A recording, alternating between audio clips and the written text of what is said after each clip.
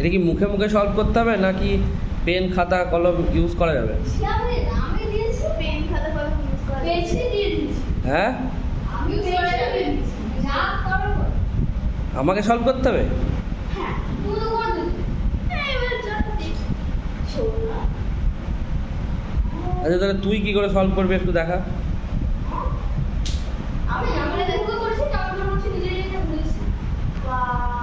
কিরকম করে সলভ করবি একটু দেখা, একটু বোঝাতে হবে। হ্যাঁ তোর তো অ্যালজেব্রা নেই, এই অঙ্ক কোথা থেকে শিখলি? গুগল অ্যালজেব্রা আছে কিন্তু এরকম ইকুয়েশন তো নেই। এরকম নেই। হ্যাঁ, গুগল থেকে? বাপরে, ইন্টেলেকচুয়াল স্টুডেন্ট। ওকে চলো, কীরকমভাবে সলভ করবো এটা? তাহলে গুগল তো এটাও দেখেছিস, সলিউশনটাও তো দেখেছিস, না দেখিস নি? সলিউশনটা দেখি। আচ্ছা চেষ্টা কর। এক্স এর ভ্যালু 7 আছে। এক্সের ভ্যালু 7 কেন ধরবো? ঠিক আছে বলছি। এক্স এর ভ্যালু 8 হতে পারে 9 হতে পারে দেখুন। এবার x ইনটু y এটা এক নম্বর হতে পারে 7 ইনটু 6 কেন অন্য ভ্যালু হতে পারে না? কেন হবে? কারণ x প্লাস y 13 হচ্ছে আচ্ছা তাহলে 8 প্লাস 6 তো 13 হয়। তাহলে 8 ইনটু 6 তো 42 হয়। আচ্ছা তাহলে সব কন্ডিশনগুলো মিলতে হবে তাই তো? হ্যাঁ তাহলে তাতে করে 7 আর 6 হচ্ছে। 7 মাইনাস 6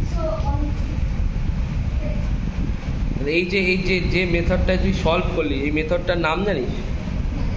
হ্যাঁ জানিস না? এই মেথডটার নাম হচ্ছে, বল। জানি না না বলে জানি না। তাহলে এই মেথডটার নাম, তাহলে গুগলে যখন সলিউশন পেয়েছিস, অঙ্ক পেয়েছিস, তাহলে মেথডের নামও পাওয়া যাবে। তাহলে এই মেথডটা একটু সার্চ করতে হবে, ঠিক আছে? তাহলে সার্চ করে এসে কালকে বলবি। আমি গুগলে কি একটা সার্চ করতে যাচ্ছি যে মানে নিচে দেখতে পেয়েছি। তা ভালো তো, আমি তো তোকে অ্যাপ্রিসিয়েট করছি, ভেরি গুড।